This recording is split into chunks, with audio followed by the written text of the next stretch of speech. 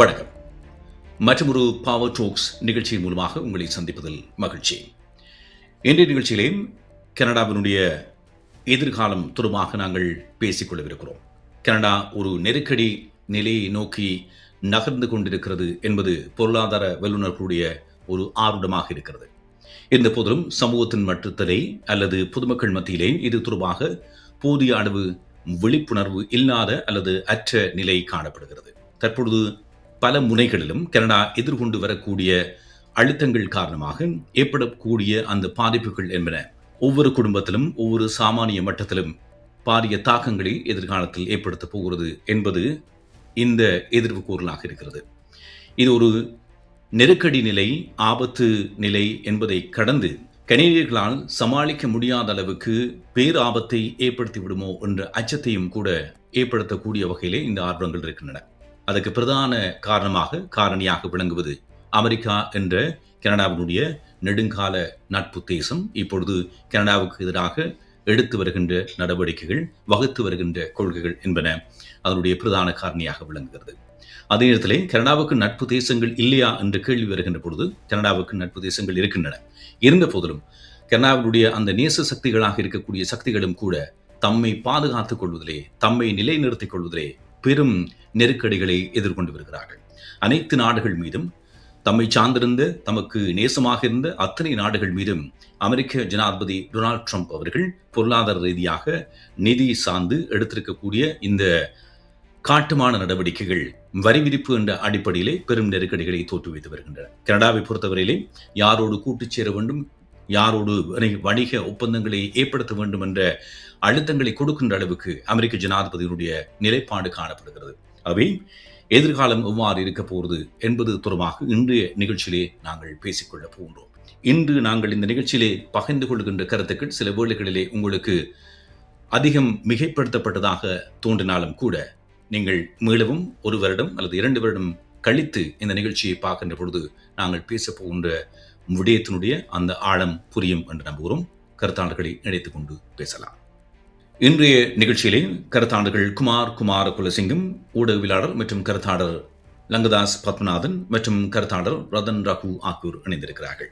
உங்கள் மூவருக்கும் வணக்கம். வணக்கம். வணக்கம். வணக்கம். வணக்கம். குமார், உங்களிடம் முதலாவது கேள்வியை தருகின்றேன். கனடாவை பொறுத்தவரையிலே இந்த சமகால நெருக்கடி நிலைகளுக்கு மத்தியில் கனடாவினுடைய பொருளாதார நிலை தொடர்பாக உங்களுடைய கணிப்பு என்ன? தற்போதைய நிலையில் கனடா பொருளாதார நிலை மிகவும் ஒரு கேள்விக்குரியதான் இருக்கின்றது. மிகவும் மாடரேட்டாக இருக்கின்றது. அது 4 விஷயத்தை பார்க்கலாம். ஒன்று பொருளாதாரம் வீக்காக இருக்கின்றது, அதாவது பலவீனமாக இருக்கின்றது. முதலாவது ஏன் பலவீனமாக இருக்கின்றதுன்னு சொன்னால், production, manufacturing jobs flat rate, அதாவது அது பெரிதளவில் வளரவில்லை. அதாவது அதன் கருத்து என்னவென்றா இன்வெஸ்ட்மெண்ட்ஸ் சரியான குறைவு. மற்ற சலரி, அதாவது ஊதியம், அதாவது சலரி எந்த விதத்திலையும் கூடவில்லை. அது அடுத்த நெகட்டிவ் பாயிண்ட். மூன்றாவது அன்சர்டனிட்டி, அதாவது இதால் அந்த பொருளாதாரம் வீக்காக இருக்கிறது. ரெண்டாவது ஸ்லோ க்ரோத். அது என்ன ஸ்லோ க்ரோத்னா, எக்கானமியை நாங்கள் அளவிடுவது பலவிதமான அளவுகோல் இருக்கின்றன, பலவிதமான மெஷர்மெண்ட்ஸ். அது முக்கியமாக ஜிடிபி என்று சொல்வார்கள், கிராஸ் டொமஸ்டிக் ப்ராடக்ட், அதாவது ஓவரால் ஒரு கண்ட்ரியின் ப்ரொடக்ஷன், அதாவது goods and service produced within certain period of time. நார்மலாக 1 இயர், நார்மலாக எடுப்பார் ஜனவரி 1 31 டிசம்பர். அதுதான் மெயினாக அதான் சொல்வார்கள் ஜிடிபி. இப்போ நாங்கள் பெர் கேபிட்டா எல்லாம் கணக்கு இருக்கின்றது. நாங்கள் அநேகமாக ஜிடிபியை வச்சு கொண்டு போனால் எங்களோட மாடரேட் 1% ஓ 1.2% தான் எதிர்பார்க்கிறார்கள். அது எவ்வளவு போகும்னு தெரியாது. இந்த 1.2% வெரி கொஸ்டினபிள். அது மைனஸ் ஆகும் போகலாம், ப்ளஸ் ஆகிட்டா வெரி மாடரேட். மூன்றாவது மிக்ஸ் சிக்னஸ். ஒரு ஸ்ட்ராங்கான ஒரு எக்கனாமிக் பாலிசி இன்னும் எங்களோட கண்ட்ரியில் இல்லாமல் இருக்கின்ற. அதாவது அமெரிக்கன் கவர்மெண்ட், டொனால்ட் ட்ரம்ப் அவர்கள் டேக் ஓவர் பண்ண பிறகு எங்களோட எக்கனாமிக் பாலிசிஸ் ஒரு கிளியர் டிரெக்ஷன் இல்லை, எல்லாம் மிக்ஸ் சிக்னல்ஸாக இருக்கின்றது. எங்கே போகிறோம், என்ன செய்ய போகிறோம்னு இன்னும் ஒருவருக்கும் தெரியாது. உங்களுக்கு தெரியுமா, எலெக்ஷனுக்கு பிறகு மாகாணி எங்களோட பிரைம் மினிஸ்டர் வந்தார். அவர் முக்கியமாக அவர் வந்தது யூஎஸோட டீல் பண்ணி எங்களுக்கு ஒரு விதமான ஒரு பழைய நிலைமை கொண்டு வர்றது. அந்த ரிலேஷன்ஷிப் புரோக்கன். இப்போ அந்த நிலைமை இல்லை. எங்கள்கிட்ட அந்த பொருளா எங்களோட எக்கானமி இவ்வளவு காலம் முழுக்க அமெரிக்காவில் தான் இருந்தது. இப்ப அந்த அந்த பாலம் வந்து இல்லை என்றபடியே எங்களோட மிக்ஸ் சிக்னல்ஸ், மேனுஃபேக்சரர்ஸுக்கு ஒரு கொஸ்டின் மார்க், இன்வெஸ்ட்மெண்ட்ஸ் கூட இதால் வந்து அஃபெக்ட் பண்ணப்படுகின்றது. அதான அந்த மிக்ஸ் சிக்னல்ஸ். மற்றது ரிஸ்க் சரியான இப்போ அதாவது ஒரு பெரிய அளவிலான ரிஸ்க் இருக்கின்றது. பெரிய பெரிய இன்வெஸ்ட்மெண்ட்ஸ் வாரதுக்கு ஏன்னா அடுத்த நிலைமை என்ன வரும்னு தெரியாது. இப்போ நீங்கள் ஒரு இன்வெஸ்ட்மெண்ட் செய்யக்க வந்து முந்தி இன்வெஸ்ட்மெண்ட் செய்யக்க அவர் வந்து முக்கியமாக யூஎஸ்ஐ பார்த்து தான் செய்வார்கள். என்றால் இட் இஸ் எங்கட வந்து யூஎஸ் இல்லாமல் நாங்கள் இருக்க முடியாது. அதபடியாக யூஎஸ்ஐ பேஸ் பண்ணி தான் இன்வெஸ்ட்மெண்ட்ஸ் இருக்கு. உதாரணம் கார் கம்பெனியை பார்த்தாலும் சரி, பெரிய பெரிய மேனுஃபேக்சரிங்கை பார்த்தாலும் சரி, மெயின் வந்து யூஎஸ்ஐ பார்த்து கொண்டா இருந்தார். ஆனால் இப்பொழுது அந்த அந்த டிரெக்ஷன் இல்லை என்றபடியாக இன்வெஸ்ட்மெண்ட்ஸ் கூட லோவாக இருக்கின்றது. என்றபடியால் ஓவராலாக பார்த்தால் வந்து எங்களோட எக்கானமி வந்து வீக் அண்ட் கொஸ்டின் ஒரு மார்க்கில் தான் இருக்கின்றது. லங்குதாஸ், உங்களை பொறுத்தவரையிலே உங்கள் கருத்து என்ன? பொருளாதாரம் சார்ந்து நாங்கள் பார்க்குற பொழுது நாங்கள் அமெரிக்காவை நம்பியிருந்த நாடு, குமார் அவர்கள் குறிப்பிட்டது போல ஏற்றுமதி பொருளாதாரம் என்று வருகின்ற பொழுது 75 முதல் 77% அமெரிக்காவையே நாங்கள் தங்கியிருந்தவர்கள். இப்பொழுது அது ஒரு பெரும் ஆபத்தை எதிர்கொண்டிருக்கிறது. இந்த நிலையில் பொருளாதாரம் தொடர்பாக உங்களுடைய எதிர்வு கூறல் என்ன? இந்த பொருளாதாரம் குறித்த கரிசனைகளும் கேள்விகளும் கவலைகளும் கோவிட் காலத்தில் இருந்தே ஆரம்பித்திருக்கிறது. அது டொனால்ட் ட்ரம்ப் என்ற அமெரிக்காவினுடைய புதிய தலைமை அந்த கேள்விகளை இன்னும் நீட்டித்திருக்கிறது என்றுதான் சொல்ல வேண்டும். இன்றைய நிலையிலே கனடாவினுடைய பொருளாதாரம் கேள்விக்குறியாகத்தான் இருக்கிறது. குமார் அவர்களுடைய கருத்தோடு நான் அதிலே ஒத்துப்போகிறேன். அதிலே டொனால்ட் ட்ரம்பினுடைய இந்த வரிகள், டெரிஃப் வரிகள் உட்பட பல்வேறு விதமான விடயங்கள் இதற்கு பின்னணியிலே இருக்கின்றன. மிக பின்னடைவான ஒரு நிலையிலே இருக்கிறது. இன்னும் பின்னடைவை எதிர்கொண்டுதான் செல்கிறது. இன்றும் கனடா அமெரிக்காவை சார்ந்திருக்கின்ற ஒரு பொருளாதாரம் தான். அதிலே எந்த விதமான மாற்று கருத்தும் இருக்க தேவையில்லை.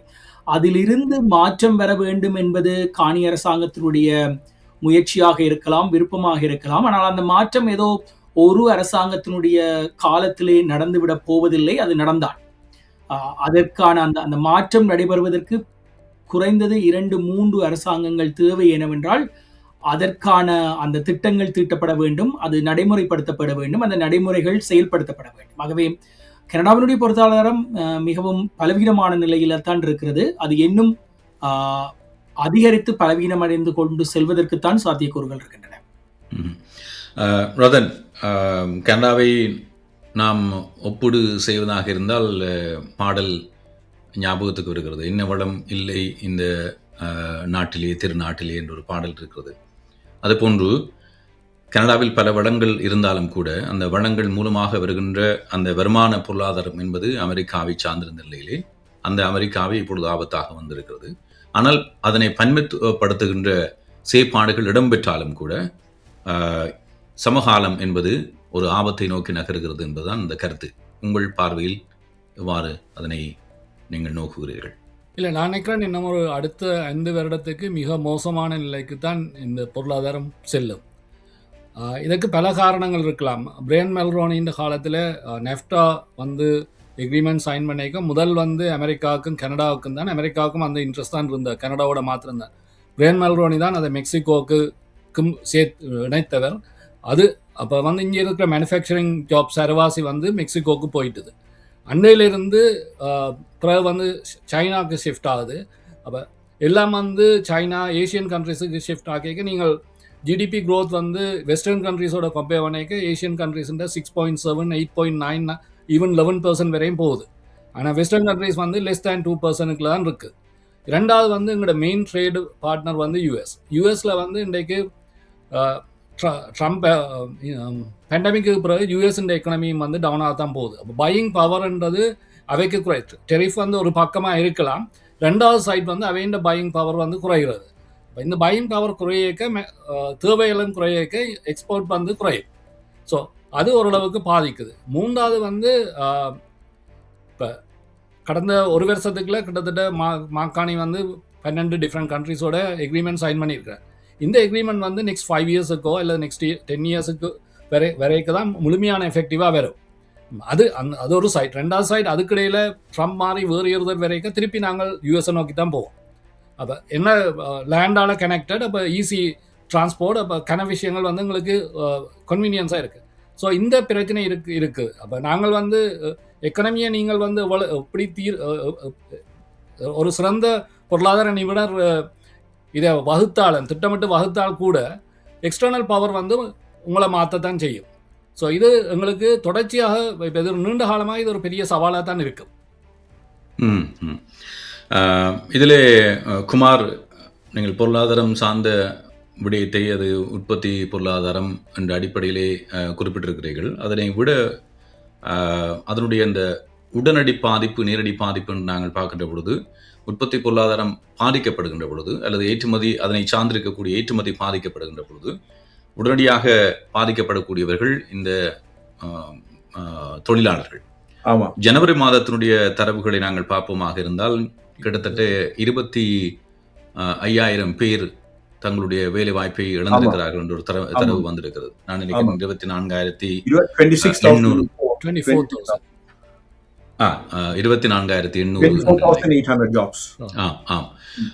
இது ஒரு இந்த வருட தொடக்கத்திலே இருக்கக்கூடிய ஆபத்து நிலையினுடைய ஒரு திசை காட்டியாக நாங்கள் அல்லது அளவு குறியீடாக அதனை நாங்கள் எடுத்துக்கொள்ளலாம். உங்களை பொறுத்தவரையிலே வேலை வாய்ப்பு சார்ந்து ஏற்படக்கூடிய அந்த பாதிப்பு தொடர்பான எதிர்வு கூறல் என்ன? நிச்சயமா மேனுஃபேக்சரிங் வந்து ஸ்டாக்னேட்டட் போய்க்கு வந்து அந்த ஜாப்ஸ் வந்து வளரப்போவதில்லை. மற்றது 2வது முக்கியம் வந்து சலரி கூடவில்லை, அதாவது மக்களிட சலரி கூடவில்லை, இன்ஃப்ளேஷன் கூட. மற்றது வந்து மிக முக்கியமாக வந்து மக்களை பாதிக்கிறது வந்து ரெண்ட்டும் மோர்கேஜ் பேமெண்ட்ஸ், மற்றது கார் பேமெண்ட். இந்த 3 வந்து மெயின் பேமெண்ட்ஸ். அதாவது நாங்கள் சலரி கூட இல்லை, இன்ஃப்ளேஷன் கூட, இது அதே நேரத்தில் மோர்கேஜும் ரெண்ட்டும் கூடும் பொழுது அவர்களுக்கு அந்த செலவழிக்கிறார் அந்த பேலன்ஸை வந்து கன்சியூமர் குட்ஸ், அதாவது சாமான் வேண்டதுலையோ மற்றது அடிஷனலாக ஃப்ரிட்ஜோ கம்ப்யூட்டரோ வேண்டது காசுகள் ஒன்றும் இல்லை. என்னுடைய அந்த எக்கானமி வந்து வளர்றது மிகப்பெரிய ப்ராப்ளமாக இருக்கின்றது.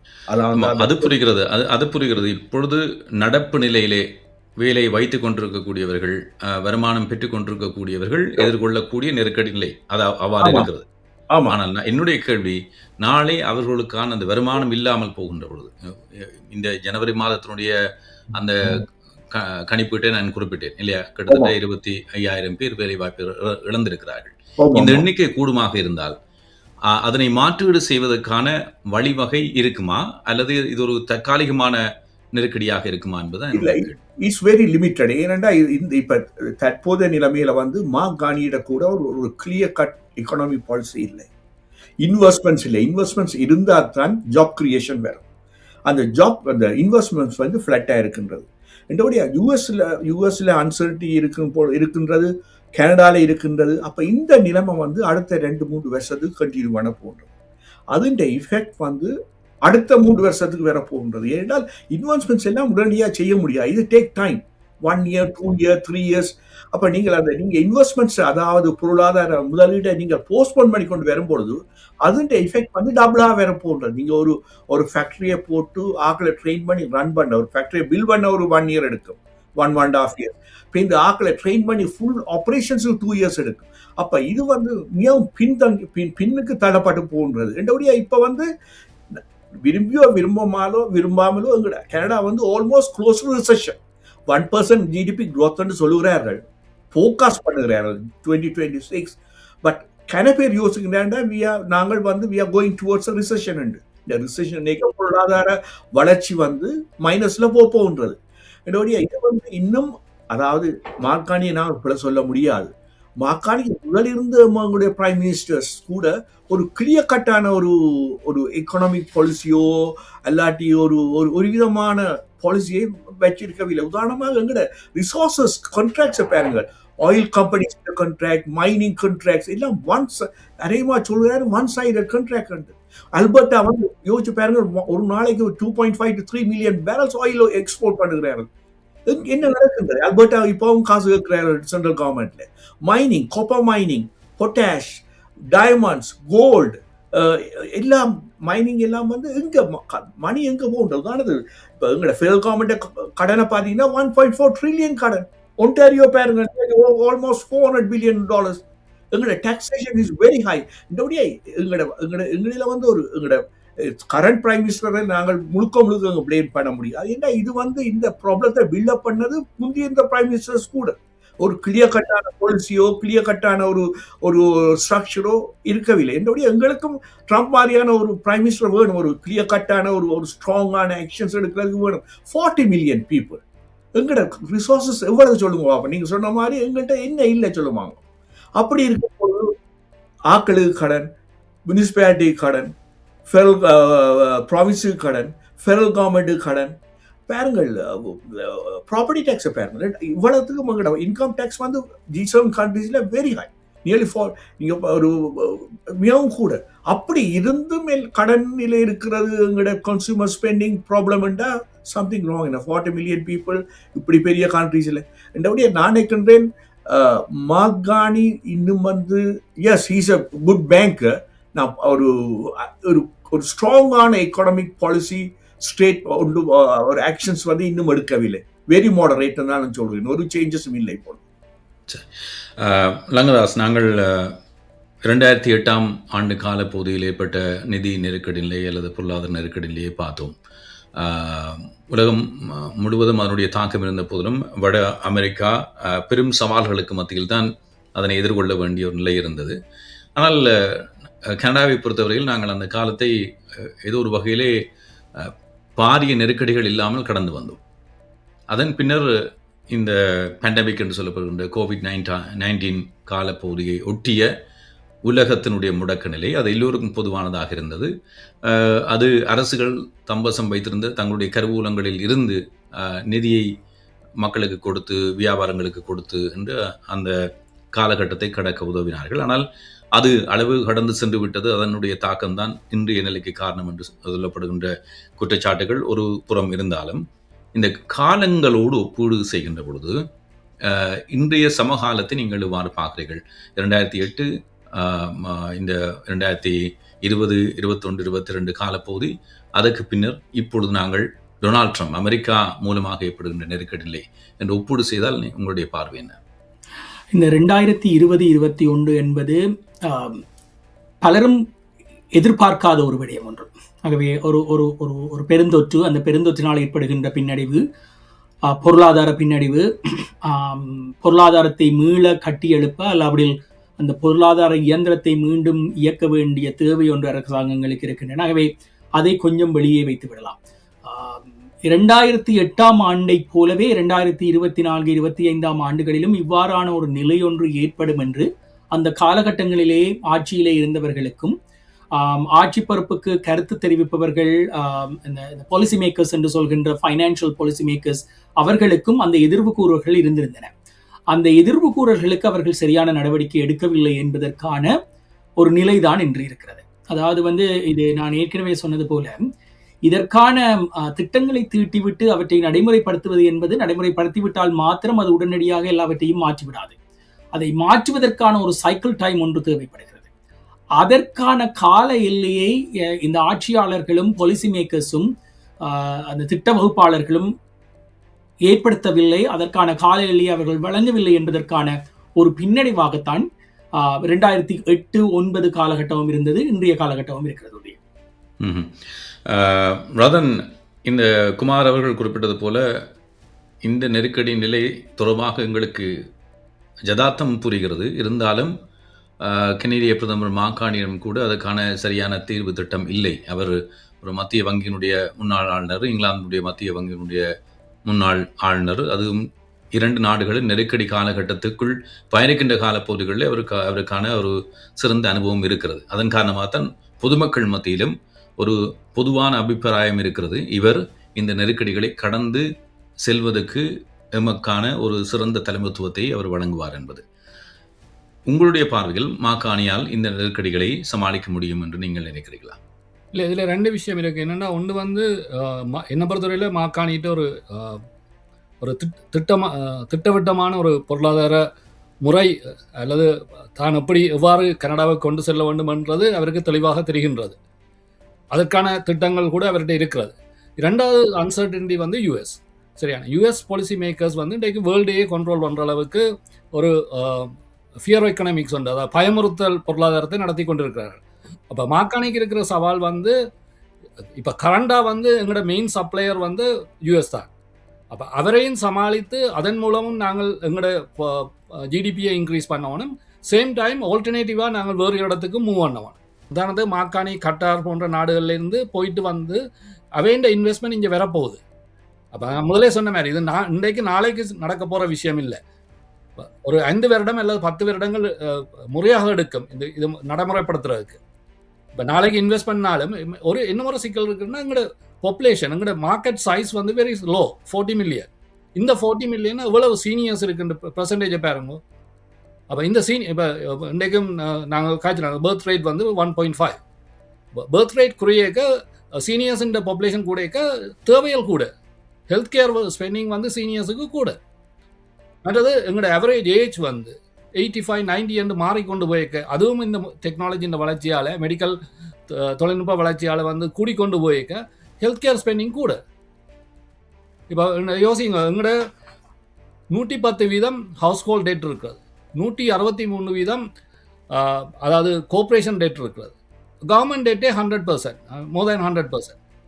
இப்போ கியூபெக் கூட மோசமான 30%க்கு மேலே அவேண்ட டெட் இருக்கு. இப்போ பெர் ஹெட் வந்து 65 to 95% depends on the province எங்களுக்கு டெட் இருக்கு. அப்போ இந்த நிலைமையை வந்து சீர்திருத்துறதுன்றது சாதாரண விஷயம் இல்லை. நான் ஓப்பனாக சொல்கிறேன், அடுத்த 5 வருடத்துக்கு கனடா வந்து ஒரு அன்சர்டினிட்டி லெவல்லாம் இருக்குது. அதாவது என்ன எப்போ நடக்குமென்று தெரியாத சூழல்லாம் இருக்குது. இப்போ கவர்மெண்ட் ஜாப்ஸ் வந்து 40,000 ஏற்கனவே அனௌன்ஸ் பண்ணுவேன். இன்றைக்கு நீங்கள் சொல்கிற 24,000 நம்பர்ஸில் அட்லீஸ்ட் 5 to 7,000 கவர்மெண்ட் ஜாப்ஸும் இருக்கிறது. இந்த முழு 40,000 உடனடியாக லே ஆஃப் கொடுக்கப்படவில்லை. ஸோ நாங்கள் இன்னொரு விஷயத்தையும் பார்க்கணும், எத்தனை ஜாப்ஸ் இந்த சிஸ்டத்துக்கு ஆட் பண்ணப்பட்டது. அப்போ அதையும் பார்க்கணும். அப்போ அப்படி பார்க்க ஓகே வெரி க்ளோஸாக இருக்கலாம், ஸ்டில் வேலை வாய்ப்பு இல்லைன்றது அந்த நம்பர்ஸ் கூடிக்கொண்டு போகத்தான் செய்யும்.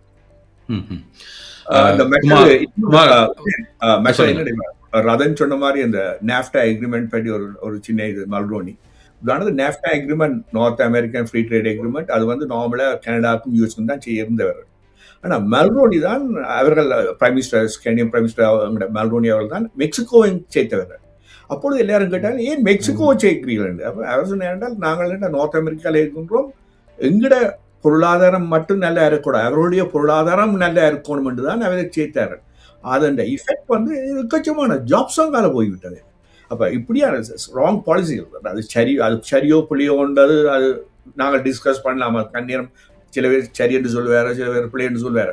ஆனால் பாட்டம் லைன் வந்து எங்கட லாட் ஆஃப் மேனுஃபேக்சரிங் ஜாப்ஸ் வந்து மெக்சிகோ போய்விட்டது. நம்பர் 2 வந்து மெக்சிகோ பாய்ச்சி வேறு வேறு கண்ட்ரி சைனீஸ் மெட்ட கம்பெனிஸ் வந்து மெக்சிகோவில் இன்வெஸ்ட் பண்ணி அந்த சாமானெல்லாம் கனடாக்கு வேற தொடங்கிட்டது.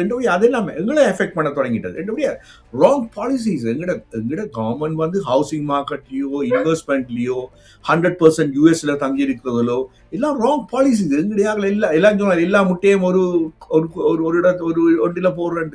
ஒரு விதமான தீர்க்க தரிசனம் இல்லை, அதான் இல்லாமல் செய்து விட்டுக்கிறார்கள். இப்பொழுது இந்த சிக்கலிருந்து வெளிக்கிறதுக்கு நான் நினைக்கிறேன் 10 வருஷம் ஒன்றாலும் எடுக்கும். டொனால்ட் ட்ரம்ப் போனாலும் மற்றது யார் வர போறார் வந்தாலும் இப்படியா டொனால்ட் ட்ரம்ப் அந்த பாலிசிஸை உடனடியாக ரிவர்ஸ் பண்ண முடியாது. It will take time. என்னுடைய நாங்கள் இப்போ இன்னும் ஒரு 10 வருஷத்துக்கு இப்படியான ஒரு பொருளாதார சிக்கலை பார்த்து கொண்டிருக்கிறோம். மற்றது ராதன் சொன்ன மாதிரி aging population is a problem.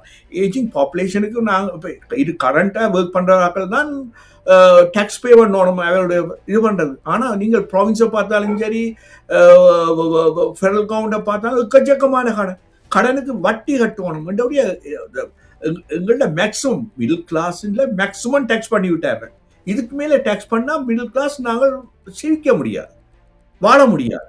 ஏன்னா அந்த கண்ட்ரின்ற ஒரு க்ரீம் ஆஃப் பாப்புலேஷன் வந்து மிடில் கிளாஸ். நீ if you kill the middle கிளாஸை எஃபெக்ட் பண்ணால் எல்லாம் எஃபெக்ட் பண்ணப்படுப்போம். அப்போ இது எங்களுடைய நாங்கள் கிட்டத்தட்ட வந்து ஒரு சிவரில் போய் முற்று அளவில் தான் இருக்கின்றார்கள். எல்லாமே ஒரு கொஸ்டின் மார்க்கில் இருக்கின்றது. Next 7-8 years is a very question mark. Housing market question mark, condo market question mark, job opportunity question mark, அதான் நடக்கின்றது. ஆனால் இவர்களிடம் எங்களுடைய கவர்மெண்ட் இப்போவே ஒரு கான்க்ரீட் எக்கனாமிக் பிளான் வந்து போட்டு அதை வந்து மிகவும் தீவிரமாக அமுல்படுத்த வேண்டும். நீங்கள் யுஎஸ்ஐ விட்டுட்டு சில மாடரேட் கண்ட்ரிஸ் இருக்கின்றார்கள், அது சொல்ல இன்னொன்று சொல்ல லைக் மைண்டட் கண்ட்ரிஸ் இருக்கின்றார்கள். மெக்சிகோ இருக்கின்றது, சவுத் ஆப்பிரிக்கா இருக்கின்றது, இந்தியா இருக்கின்றது, சவுத் கொரியா இருக்கின்றது, டைவான் இருக்கின்றது. இப்படியான கண்ட்ரிஸோட நாங்கள் கிட்ட நிச்சயமா வந்து ஒரு ஒரு ஒரு ட்ரேட் ஃப்ரீ ட்ரேட் எக்ரிமெண்ட்டோ ஒரு செய்ய வேண்டும். உதாரணத்துக்கு மாங்காடி அவர்கள் நினைக்கிறேன் நெக்ஸ்ட் மந்த் இந்தியாவுக்கு போகின்ற பெரிய consumer market. So we have to take concrete steps. இதில் லங்கதாஸ் குமார் குறிப்பிட்டது போல இருக்கக்கூடிய நெருக்கடி நிலை, ஆபத்து நிலை என்பது எங்களுக்கு புரிந்திருக்கிறது. ஆனால் இப்பொழுது அதில் இருந்து எவ்வாறு நாங்கள் வெளியே வரப்போகிறோம் என்ற திட்டங்களை வகுத்து செய்யப்பட வேண்டிய நிலைக்கு கனடா அதற்கான தயார்படுத்தலை செய்ய தொடங்கிவிட்டது என்பதற்கான சைகளை நாங்கள் பார்க்குறோம். ஏற்கனவே கடந்த ஒரு வருட காலத்தில், நான் நினைக்கிறேன் குறைந்தது 6 மாத காலத்துக்குள் அவர் பதவியேற்று 12க்கும் மேற்பட்ட ஒப்பந்தங்கள் கைச்சாத்திடப்பட்ட செய்திகளை பார்க்குறோம். அதில் மிக பிரதானமாக சொல்லப்படுவது சீனாவோடு இறுதியாக மேற்கொள்ளப்பட்ட அந்த வரையறுக்கப்பட்ட ஒப்பந்தம். ஆனால் பன்மைத்துவ அணுகுமுறையை கனடா எடுக்க ஆரம்பித்திருக்கிறது, அமெரிக்காவை மட்டும் தங்கியிருக்காமல். இந்த நகர்வு எந்த அளவுக்கு ஆரோக்கியமானதாக உங்களால் பார்க்கப்படுகிறது? ஏன்னா நெருக்கடி வருவது ஆபத்து, ஆனால் நெருக்கடி வருகின்ற பொழுதுதான் அதிலிருந்து மீண்டு வருவதற்கு, அதிலிருந்து ஒரு தன்னைத்தானே சொந்த காலிலே நிற்க வைக்கின்ற சுய பொருளாதார கட்டமைப்புகளை உருவாக்கக்கூடிய, தன்னிறைவை நோக்கி பயணிக்கக்கூடிய வசதி வாய்ப்புகளையும் அதை ஏற்படுத்திக் கொடுக்கும். அந்த அடிப்படையில் நீங்கள் இதனை எவ்வாறு பார்க்கிறீர்கள்? இது ஆபத்தானதா என்று கேட்டால் அதையும் விட இது செய்யப்பட வேண்டியது. தொடர்ந்தும் அமெரிக்காவோடு மாத்திரம் சார்ந்திருந்ததனுடைய எதிர்விளைவுதான் இப்பொழுது நாங்கள் எதிர்கொள்கின்ற இந்த பிரச்சனைகள். அமெரிக்காவோடு சார்ந்திருக்க வேண்டிய தேவை கனடாவுக்கு இருக்கிறது. நாங்கள் joined by land. எங்களுக்கு அருகில் இருக்கிற நாடு, எங்களுக்கு மிக இலகுவாக ஏற்றுமதி இறக்குமதியை கொண்டு வரக்கூடிய நாடு. எங்களுக்கு தேவையான விடயங்கள் அவர்களிடம் இருக்கின்றன, அவர்களுக்கு தேவையானவை எங்களிடம் இருக்கின்றன. அது ஒரு நேச்சுரலான இலகுவாக விவாகரத்து பெற்று விட முடியாது என்றால் திருமணம் முடித்திருப்பது மச்சானும் மச்சாலும். நிச்சயமாக மச்சானும் தெரியவில்லை, ஆனால் திருமணம் முடித்திருக்கிறோம், அந்த அளவுக்கு வைத்துக் கொள்வோம். ஆகவே அப்படித்தான் மச்சானும் மச்சால தான் இருந்தாங்க. சரி, அப்படி இருக்கின்ற ஒரு நிலையிலே அமெரிக்காவை தனியா தொடர்ந்து நாங்கள் சார்ந்திருந்ததனுடைய எதிர்விளைவு தான் இது. அந்த சார்பியல் அமெரிக்காவோடு பல விடயங்களில் அல்லது சில விடயங்களில் இருந்தாலும் அந்த பேக்கப் பிளான் என்று சொல்வார்கள். ஒரு ஜெனரேட்டரை வீட்டிலே வைத்திருப்பது போல அந்த இதை பிழைத்தால் வேறு எங்கேயாவது நாங்கள் செல்லக்கூடிய ஒரு திட்டம் ஒன்று கனடாவிடம் இருக்கவில்லை. குமார் அவர்கள் சொன்ன அந்த அந்த அந்த அந்த அந்த திட்டமில்லாத தலைமைகளுடைய பிரச்சனை இங்கேதான் வருகிறது. அந்த திட்டம் இருந்திருந்தால் டொனால்ட் ட்ரம்ப் மாதிரி ஒருவர் கனடாவிற்கு அழுத்தங்களை கொடுக்க வெளிக்கிட்டால் அந்த அந்த பேக்கப் பிளான் எங்களுக்கு ஒர்க் பண்ண ஆரம்பித்திருக்கு. அதற்கான ஆக குறைந்த ஒரு திட்டம் என்றாலும் இருந்திருக்கு. இப்பொழுதுதான் நாங்கள் திட்டத்தையே தீர்க்க வலிக்கிறோம். ஆகவே அந்த அந்த பேக்கப் பிளான் எங்களுக்கு தேவை. அது அவசியமோ தேவையோ இல்லையோ அது அவசியம். இப்பொழுது எங்களுக்கு அந்த அவசிய நிலையைத்தான் இப்பொழுது கெனடிய பிரதமரும் உணர்ந்திருக்கிறார். நான் நினைக்கிறேன் கடந்த தேர்தலிலே கெனடிய பிரதமருக்கான அந்த வெற்றியும், ஒரு சிறுபான்மை அரசாங்கமாக இருந்தாலும் அந்த வெற்றியும், அதனை இருக்கின்ற தலைவர்களிலே இவரினால் அதை நோக்கி எங்களை கொண்டு செல்ல முடியும் என்று ஒரு கெனடிய மக்களுடைய ஒரு நம்பிக்கையின் வெளிப்பாடுதான் அந்த வெற்றி. ஏனைய தலைவர்களிடம் அந்த நம்பிக்கை இல்லாமல் இருந்ததுதான் இவருக்கான அந்த வெற்றியாகத்தான் பார்க்கிறேன். இது ஒரு லிபரல் அரசாங்கத்தினுடைய, ஜஸ்டின் ட்ரூடோ அரசாங்கத்தினுடைய சிறந்த ஆட்சிக்கான ஒரு ஆட்சி நீடிப்பு அல்ல. இன்றைய நிலையிலே எங்களிடம் இருக்கின்ற தெரிவுகளிலே யார் எங்களை இதிலிருந்து ஆக குறைந்த பாதிப்புகளோடு வெளியே கொண்டு வருவார்கள் என்று பார்க்கின்ற போது மாக்கானி அவருக்கு இருக்கின்ற அந்த பொருளாதார அனுபவத்தின் அடிப்படையிலும், உலகளாவிய ரீதியிலே அவர் இருக்கின்ற தொடர்புகளிலும் அடிப்படையிலும் இது சாத்தியப்படும் என்று மக்கள் நம்புகிறார்கள். அவருக்கு இருக்கின்ற அந்த உலக பொருளாதார தொடர்புகளின் அடிப்படை தான் இந்தியா குறித்த அவர்களுடைய அரசாங்கத்தினுடைய நிலைப்பாடிலே ஏற்படுகின்ற மாற்றம், சீனா குறித்து அவர்களுடைய நிலைப்பாடிலே ஏற்படுகிற மாற்றம், மத்திய கிழக்கு நாடுகள் குறித்து முன்னைய அரசாங்கங்களிலே இருந்து ஏற்படுகின்ற மாற்றம் எல்லாம் வருகிறது. இது ஒரு ஆரோக்கியமான ஒரு விடயம்தான். அமெரிக்கா எங்களுக்கு 4 ஆண்டுகளுக்கு பின்னர் மீண்டும் ஒரு நட்பு நாடாக, நேச நாடாக வந்தாலும் இந்த இந்த இந்த இந்த பேக்கப் பிளான் என்று சொல்கின்ற இந்த திட்டங்கள் நீண்ட கால அடிப்படையில் நீங்களும் இல்லாத கால அடிப்படையிலும் கனடாவுக்கு மிகப்பெரிய ஒரு செல்வமாக, மிகப்பெரிய ஒரு ஆரோக்கியமான ஒரு விடயமாகத்தான் இருக்கு. ரதன், நீங்கள் ஒரு கணக்கியல் துறை சார்ந்தவர். இதிலே அது சார்ந்து நாங்கள் பார்ப்போமாக இருந்தால், ஒரு வீட்டு மனை வைத்திருக்கக்கூடிய ஒருவர், அது கொண்டுவாக இருக்கலாம், தனி வீடாக இருக்கலாம், தமக்காக சொந்த குடிமனையை கொண்டிருக்கக்கூடிய மக்களுடைய எதிர்காலம் எவ்வாறு இருக்க போகிறது, அதே நேரத்திலே புதிதாக வீடுகளை கொள்வனவு செய்ய போகின்றவர்கள் எவ்வளவு காலம் காத்திருக்க வேண்டிய நிலை இருக்கும், அவர்களால் அது சாத்தியப்படக்கூடிய ஒரு நிலை இருக்குமா என்ற கேள்விகள்லாம் இருக்கின்றன. இவற்றின் மத்தியிலே, இந்த நெருக்கடிகளுக்கு மத்தியிலே கனடாவுடைய இந்த ரியல் எஸ்டேட் மார்க்கெட்டினுடைய நிலவரம் எவ்வாறு செல்ல போகிறது? ஓகே, அதுக்கு ஆன்சர் பண்ணுறதுக்கு முதல் ஒரு விஷயத்தை சொல்லிவிட்டு ஆன்சர் பண்ணுறேன். பியர் எலியட் ட்ரூடோ இருந்த காலத்தில் வந்து சீனா போன்ற பல நாடுகளோட அவர் வணிக முயற்சிகளில் ஈடுபட்டார். அதே அறிஞ்ச அமெரிக்கா தான் பிரையன் மெல்ரோனி வந்த உடனே இந்த ஃப்ரீ ட்ரேடை வந்து பிரையன் மெல்ரோனிக்களால் தள்ளி மீண்டும் கனடாவை வந்து தங்களோட கட்டுப்பாட்டுக்குள்ளே கொண்டு வர செய்தது. ஸோ இந்த ஒரு விஷயத்தை சொல்லிக்கொண்டு நான் உங்களோட கேள்விக்கிறேன். இன்றைக்கு இருக்கிற நிலைமையில் வந்து வீட்டு ஹவுசிங் மார்க்கெட் வந்து ஒரு கிரைசஸாக தான் இருக்கிறது. அதாவது பீக்கான டைம் 22-23 நினைக்கிறேன், அதோட கம்பேர் பண்ணிக்க 35-40% டிபெண்ட்ஸ் ஆன் த ஏரியா விலை குறைஞ்சிருக்கு. இப்போ சிட்டி ஆஃப் டொரண்டோக்கில் அதன் பெர்சன்டேஜ் குறைவாகவும் அதுக்கு பின்னாலே இருக்கிற சபர்ன்ஸில் ஏரியாஸில் கூடவாகவும் இருக்கிறது. கொண்டோ மார்க்கெட் கூட வேரியஸ் 15-20% ப்ரைஸ் டீக்ரீஸ் இருக்குது. சேம் டைம் வந்து கணக்கு இஷ்யூஸ் போய்கொண்டிருக்கு கொண்டோ மார்க்கெட்டில். இந்த நம்பர்ஸ் கூட, இன்வென்ட்ரி கூட, ஞாபகமான லிஸ்டிங்ஸ் வந்து வில்படாமல் இருக்கிறது. மற்றது கூடுதலாக கொண்டோ மார்க்கெட்டுக்குள்ளே போகிற எல்லாரும் வந்து இன்வெஸ்ட்மெண்ட் ப்ராப்பர்ட்டிஸுக்கு தான் போகிறவே. அப்போ அவைக்கு வந்து மோர்கேஜ் இருந்தால் தான் அவைக்கு ரெண்டல் அல்லது ரெண்ட் இருந்தால் தான் மோர்கேஜ் பே பண்ணலாம். அந்த ஒரு சூழல் இருக்குது. இப்போ கடைசி ஒரு 3-4 மாதம் வந்து ரெண்டல் மார்க்கெட் வந்து டவுனாக போகிறது. ஏன்னா கணவர்கிட்ட காசு இல்லை. கொண்டோஸு இப்போ நார்மலாக 1 பெட்ரூம் கொண்டோ எல்லாம் $1,500 to $2,000 வரையும் போகுது. அந்தளவு கொடுத்து ரெண்ட்டுக்கு போகிற அளவுக்கு இது இல்லை. இப்போ ஸ்காப்ரோவில் கொஞ்சம் குறைவாக இருக்கலாம். நான் சொல்கிற டவுன் டவுன் டொரண்டோ அந்த ஏரியாஸில் வந்து $1,500 to $2,000 தான் போகுது.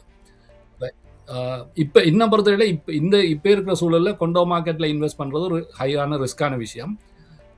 ஹவுசிங் மார்க்கெட்டில் கூட எந்த ஏரியாவில் இன்வெஸ்ட் பண்ண போறியல் போன்ற கன விஷயங்களை நீங்கள் கருத்தில் கொள்ள வேணும்.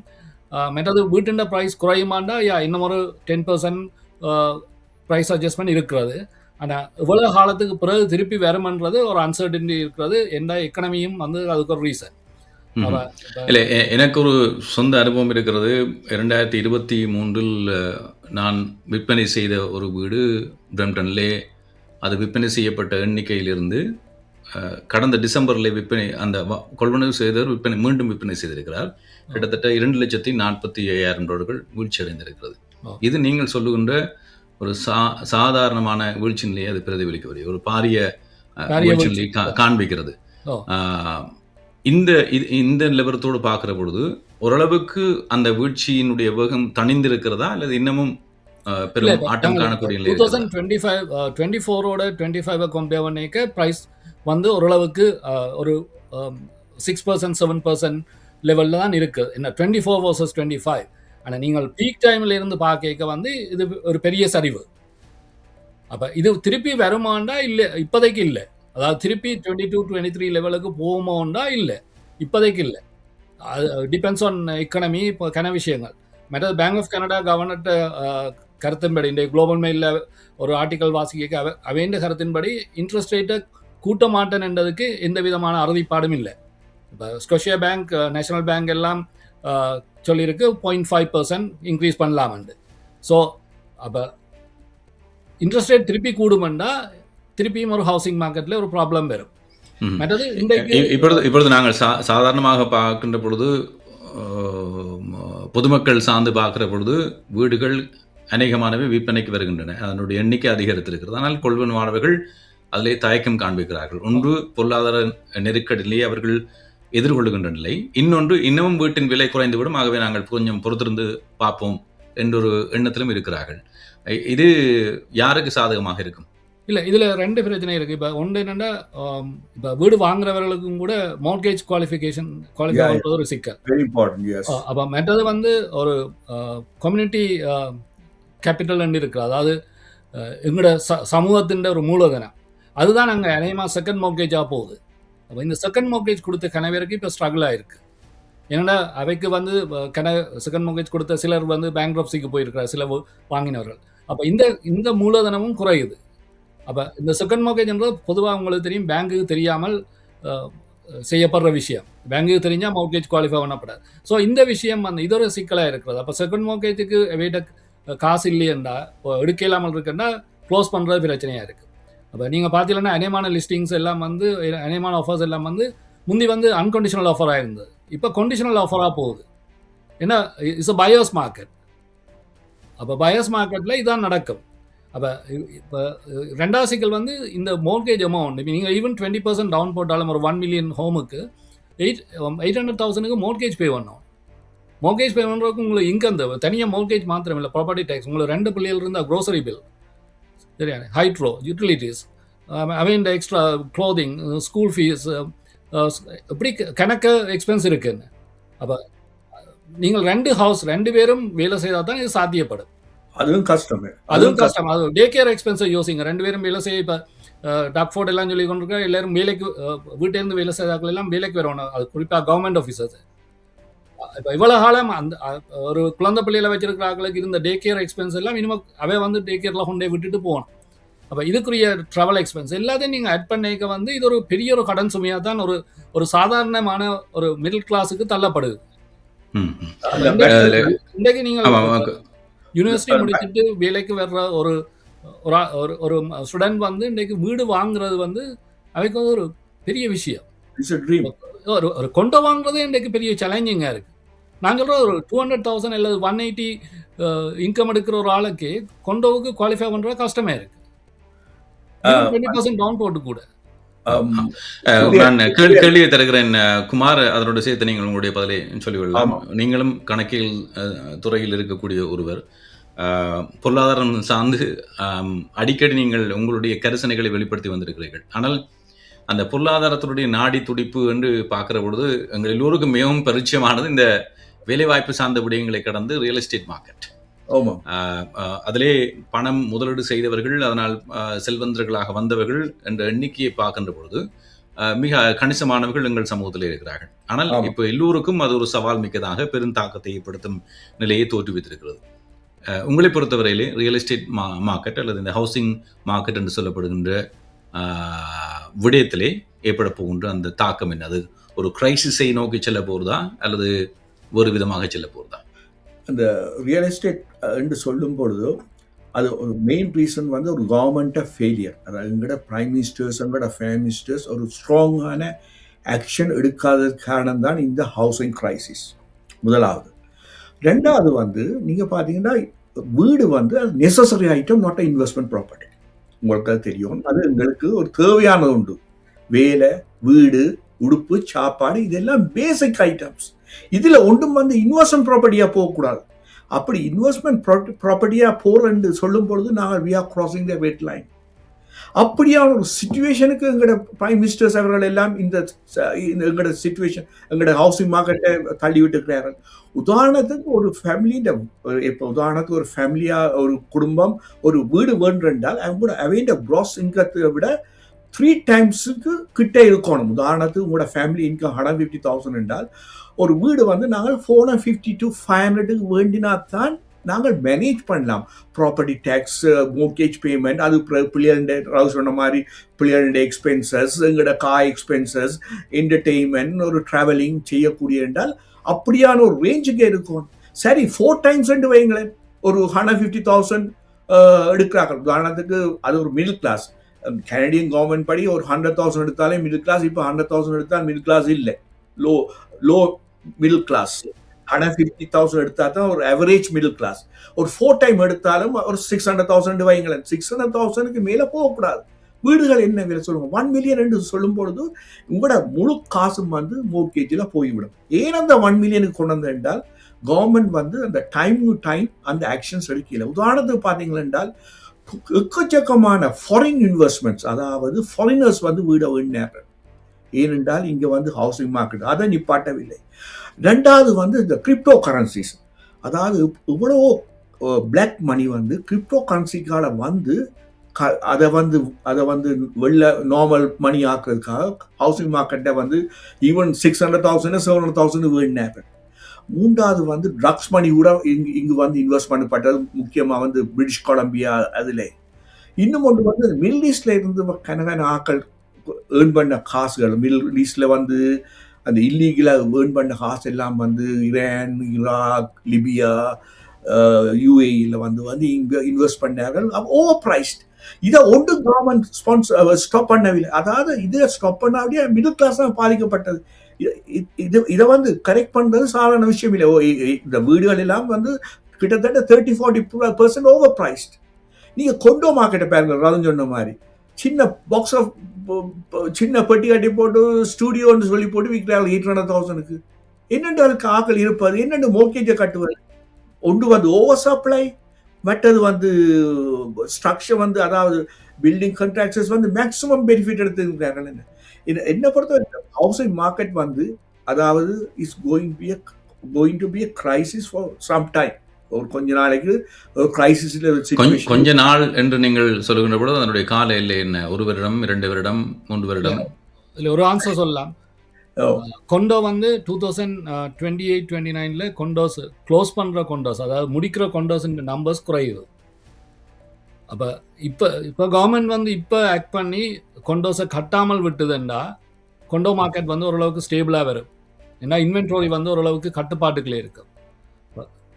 அப்போ டூ மச்சாக கொண்டோஸ் மார்க்கெட்டுக்குள்ளே போய்க்கே ஒரு சிக்கல் வருகிறது.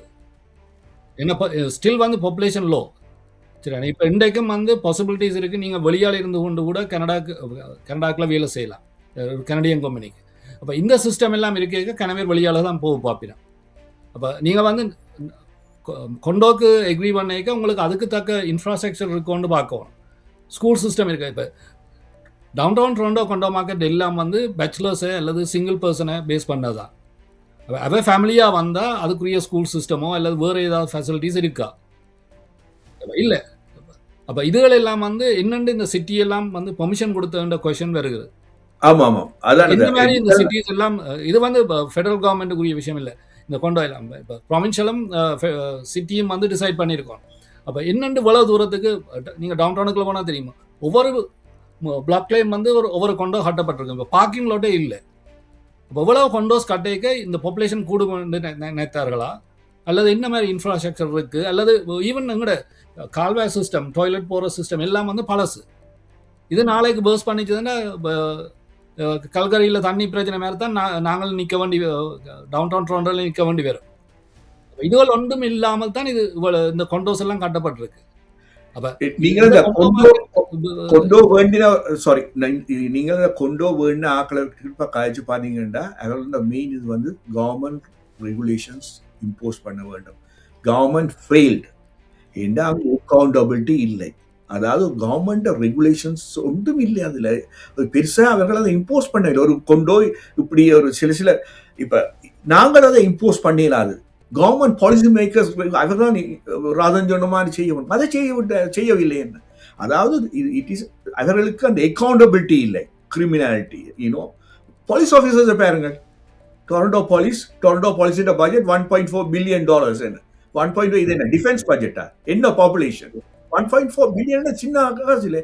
ஆனால் அவர்கள் வந்து என்ன ட்ரக்காரர், மற்றது ட்ரக்ஸ் டீலர்ஸ், காரை களவெடுக்கிற எத்தனை கனெக்ஷன் இருக்குன்னு சொல்லுங்க பார்ப்போம். நீங்கள் ஒரு இடத்துல அடிபட்ட உடனே ட்ரக்காரர் நிற்கிறாரு. So there is lot of issues. என்ன இந்த பாலிட்டிஷியன்ஸ் வந்து தாங்கள் இந்த ஈஸியாக வந்து இந்த சிஸ்டத்தில் வந்து அக்கௌண்டபிலிட்டி இல்லை. அதாவது நீங்கள் என்னவும் செய்து போட்டு போகலாம். யுக்ரைனுக்கு 24 பில்லியனை கொடுத்துட்டு போகலாம். அவங்களோட கஷ்டப்பட்டு உழைச்ச காசு டேக்ஸை எடுத்து போட்டு, ஆனால் இப்போ நான் யுக்ரைனில் அட்வைஸாயிரம் போகலாம். அதாவது இப்படி நீங்கள் ஒரு அக்கௌண்டபிலிட்டி இல்லாத ஒரு சிச்சுவேஷன் தான் கனடாவில் இருக்கின்றது. அதான் நான் சொல்கிறேன், டொனால்ட் ட்ரம்ப் மாதிரியான ஒரு ஸ்ட்ராங்கான ஆள் திரும்பி வரணும். எங்களுக்கு வந்தால் தான் எங்கட கண்ட்ரி வந்து திரும்பி வரணும். டொனால்ட் ட்ரம்ப் போன்று ஒருவர் அமெரிக்காவுக்கு வரணுமா, கனடாவுக்கு வரணுமா? கனடாக்கு வர வேண்டும். அதாவது கனடாக்கு வர வேண்டும். ஏன்னா எங்கடையில வந்து அமெரிக்காவுக்கு வந்ததே போதும், கனடாக்கு வேண்டும். அமெரிக்கா வந்து டைம் எடுக்கும். We need some restructuring, reorganization. 40 million people இவ்வளவு ரிசோர்ஸஸோட, இவ்வளவு டேக்ஸோட, இவ்வளவு கடனோட, இவ்வளவு ப்ராப்ளத்தோட இருக்க தேவையில்லை. வீடு யோசிச்சு பாருங்க. வீடு என்னத்துல கட்டுக்கிறாரு? லம்பர் ஃப்ரீயா கொடுக்குறார்கள். என்ன கிரவுண்ட் லேண்ட அந்த ஆக்கள் வந்து சிம்பிளா ஃப்ரீயா வெட்டி போட்டு கொடுக்குறார்கள். வேற என்ன எங்களுக்கு ரிசோர்ஸ்? லேண்ட் ப்ராப்ளமா, லம்பர் ப்ராப்ளமா, என்ன ப்ராப்ளம்? ஏன் 1.3 மில்லியன் 1.2 மில்லியன் ஒரு வீட்டுக்கு? 2 வீட்டுக்கு இடையால நடந்தே போக முடியாது. அவ்வளவு நெருக்கம். என்ன பார்க்கிங் இல்லை. என்ன அதுல இருக்கின்றது? ஒரு ரெகுலேஷன்ஸ் வேணும். மற்றது இந்த முக்கியமாக இந்த மைனிங் கான்ட்ராக்ட்ஸ், எங்கிட்ட வந்து ரிசோர்சஸ் கான்ட்ராக்ட் வந்து ரீநெகோஷியேட் பண்ண வேண்டும். அதாவது இவ்வளவு காலம் அவர்களுக்கு கொடுத்த அது வந்து எங்களோட ரிசோர்சஸ், எங்களோட வெல்த் எல்லாம் வந்து one sided agreement. It's like அ 407. எல்லாம் 407 பார்த்தீங்களா? எவ்வளோ பில்லை பண்ணி போட்டு இப்படி மைக் ஹரிசாக்கள் கொடுத்தாங்க. இந்த ரிசோர்சஸ் கான்ட்ராக்ட் வந்து ரீஸ்ட்ரக்சர் பண்ண வேண்டும். இப்படியான சிஸ்டமே நான் இப்போ வரமாட்டே தெரியும். ஆனால் இப்படியான ஒரு சிச்சுவேஷன் நான் போனோம் என்றால் கனடா ஒரு நாடா இருக்குமோன்ற ஒரு கொஸ்டின் மார்க் தான் பேர். அல்பர்ட்டா என்ன செய்யுது, கியூபெக் என்ன செய்யுது, அல்பர்ட்டா ஒரு ஸ்டேட் வந்து பிரேக் பண்ணாலும் it's going to be a big effect. ஒரு ரெஃபரண்டத்துக்கு போனாலே, இனி ஒரு ரெஃபரண்டத்துக்கு போனாலே ஒரு பெரிய ப்ராப்ளமே வரும். அதான் அந்த சொல்றேன். ஏனென்றால் எங்கட பாலிட்டிஷியன்ஸ்ட அக்கௌண்டபிலிட்டி இல்லை. அக்கௌண்டபிலிட்டி வேணும். எக்கானபிலிட்டி இல்லாமல் எங்கட இந்த பெரிய கண்ட்ரியை 40 மில்லியன் பீப்புளோட ரன் பண்ண முடியாது. அதான் இந்த சிச்சுவேஷன். நாங்கள் ஸ்ரீலங்காலேருந்து வந்து நாங்கள் இப்படி கதைக்கிறோம். But now we are in the system. என்ன we are part and partial of the system. என்ன we have to talk. என்ன நாங்கள் இதை பற்றி சொல்ல வேண்டும். இதான் நிலைமை.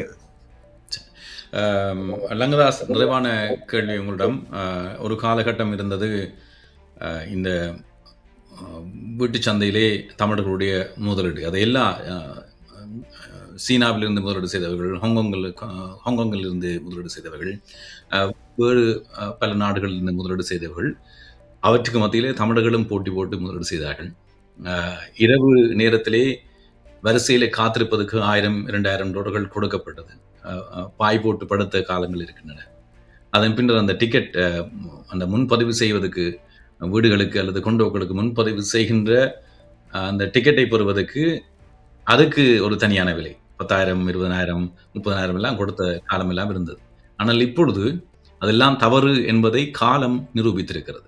ஒரு வீடு கொள்வனவு செய்யப்படுகின்ற பொழுது மல்டிபிள் ஆஃபர் என்ற பெயரிலே அது 1000, 2000 கூடிய காலம் சென்று 5000, 10,000, 20,000, 30,000, 1 லட்சம் என்றெல்லாம் கூடியது.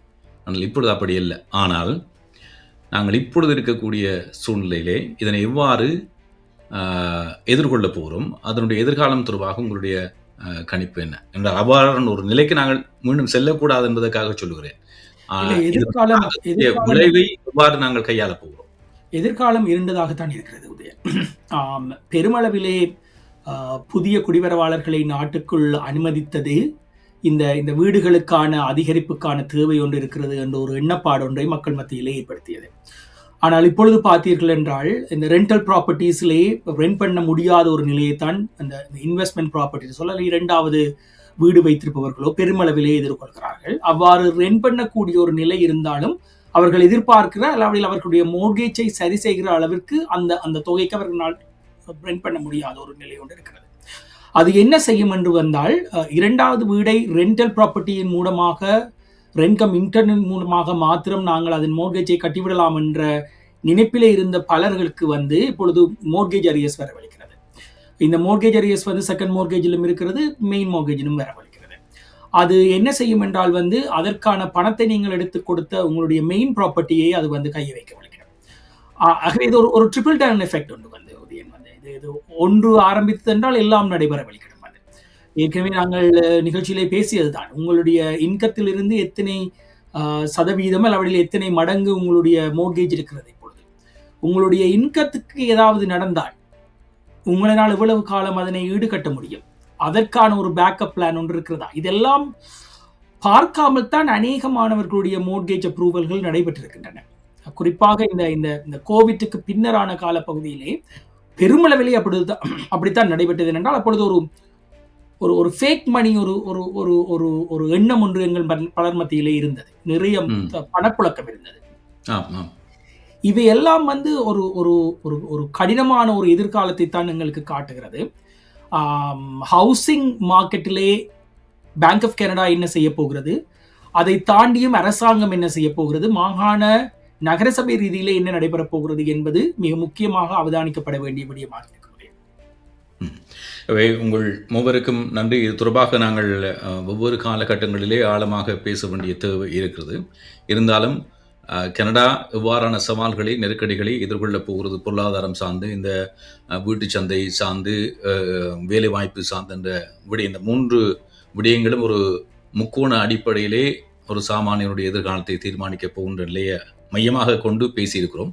சில வீடுகளில் இது பலருக்கு புரியாமல் இருக்கு. ஏன் இது சம்மந்தம் இல்லாமல் பேசுகிறார்கள் என்று யோசிக்கக்கூடும். ஆனால் 1-2 வருடங்களில் நாங்கள் பேசியதற்குரிய காரணம் புரியும் என்று நம்புகிறோம். உங்கள் நேரத்துக்கும் கருத்துக்களுக்கும் நன்றி. வணக்கம். நன்றி. வணக்கம்.